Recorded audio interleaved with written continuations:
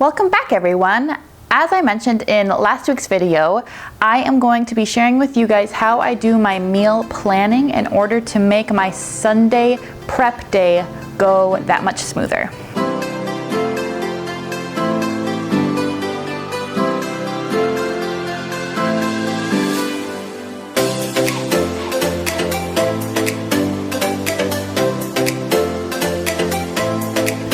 All right, so today we're going to talk about how I meal prep.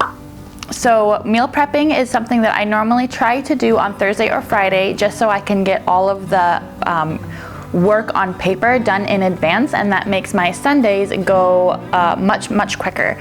If you haven't seen my video yet, go check it out. I made a video all about what I do on Sundays to set my week up for success, and one of the things I do is this meal planning and grocery shopping. So the first thing that I do for my meal prep is to actually pick out the meals.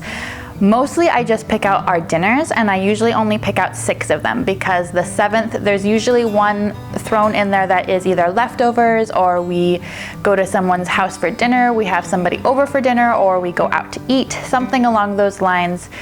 I only usually need to pick out 6 meals. And then for lunches, we normally do leftovers.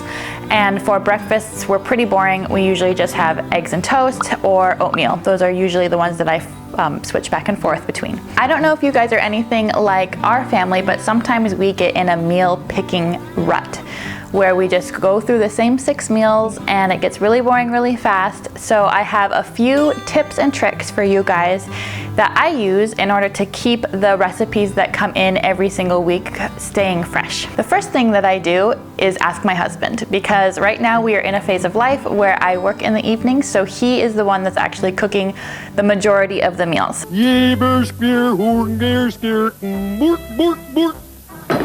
So I ask him, is there anything that you really want this week? Is there anything you really don't want this week?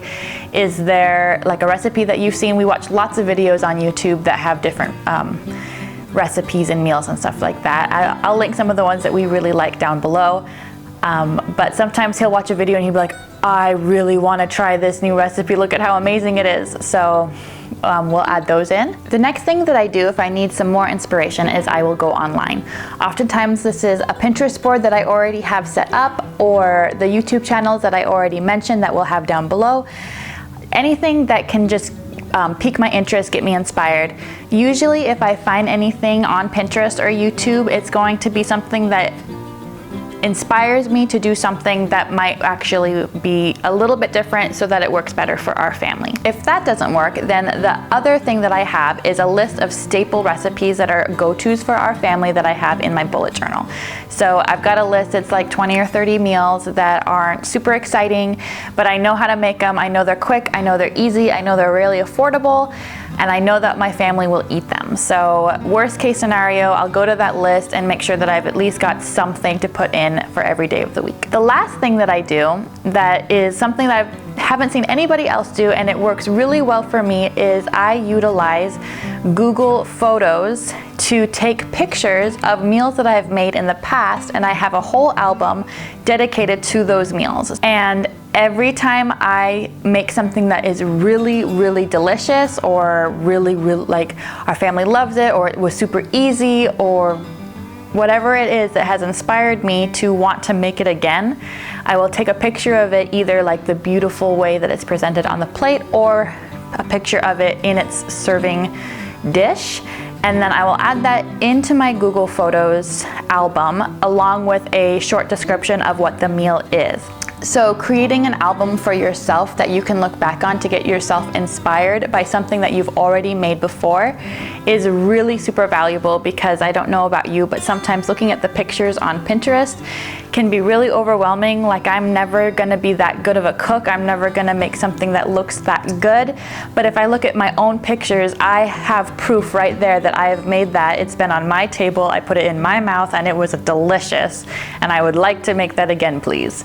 So that is one of the best tips that I can give you guys for keeping yourself inspired by your own recipes. It's awesome. So hopefully at this point I have a list of at least 6 meals that are going to be super delicious for my family. Now that I've got the meals picked out, it is time to make a grocery list. So the way that I start my grocery list is by looking at a list that I have that I make throughout the week of the staple items that we run out of as the week goes on. So we go shopping every Sunday, but sometimes on a Tuesday, we run out of something like olive oil or laundry detergent or things like that. That's not on my regular grocery list. We don't buy it every single week, and so I don't always think to check it, and I need to make sure that we get it at our next grocery shop. So I migrate that list over to my primary grocery shopping list. Then the next thing that I do is look at the meals that I have picked out already and see what on that list I need to purchase, specifically things that aren't obvious. Like if we're having salmon for dinner, I obviously need to buy salmon, but maybe there's like a curry base that I don't own, or a special type of oil that I've run out of. Oftentimes we cook Asian food and I don't think to check if we have rice wine vinegar in our pantry, so I make sure to check all those things. And also make sure that we have the vegetables that are required for the meals, any starches that might be in there, and of course, whatever the primary protein is. The last thing that I do is literally look through my pantry, my fridge, and my freezer. I'll just open the doors and stare in there and ask myself what isn't in here that also isn't on my list. Things like onions and potatoes and garlic get forgotten a lot because I just assume that we always have them, and then I don't think to check, and then we don't have them for an entire week, and that's really super sad. So once I've gone through all of those different questions in my head and compiled a grocery list, in theory that should be everything that we need for an entire week, and I am able to go grocery shopping with my family and not have to do it again until the following Sunday. Sometimes after we go to the store and we get everything loaded into our pantry and our fridge, sometimes I do meal prep. Now, I'm going to be totally real with you guys. I do not do this often. I do this like 10% of the time. But I really want to get better at meal prep because it does make your week go so much smoother if you have stuff already like mostly finished in your fridge. For me, I don't know what it is. One, it's time consuming. Two, half the time I do it, I feel like the food that I prep goes bad quicker because it's already like pre-chopped up. So if you guys could leave me a comment below, if you do meal prepping, what do you prep? How do you prep it? Like, does it make your life easier? Is it worth it? All of that stuff, anything to do with actual prepping of the food itself and not the planning side of things, because I think I've got that down. But the prepping part, I just haven't figured out. So share your ideas down below. I'd love to hear them and try to make that aspect of my meal planning and prepping go a little bit smoother. The last thing that I do once I have my meal plan laid out and my grocery list made is I put it someplace in my journal that I can look back to very easily. Usually it's in my weekly spread. This week I'm trying something a little bit new. I'm very excited to be working with an Etsy shop owner. Her name is PM Printables. I'll link her down below. She has beautiful printables for bullet journals, and I am using her meal planning spread to plan out all of my meals. She has a spot for breakfast, lunch, and dinner, as well as a place for notes that I'm going to be using for my snack ideas.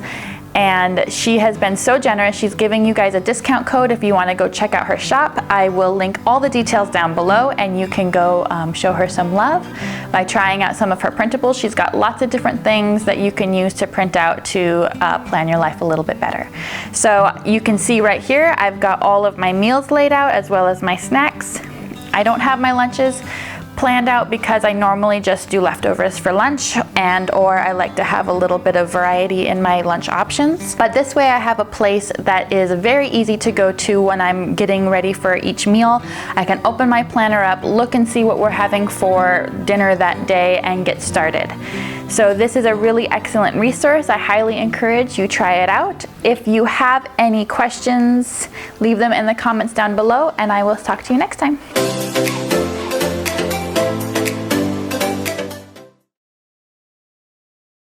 Now the last thing that I do once I have my meal list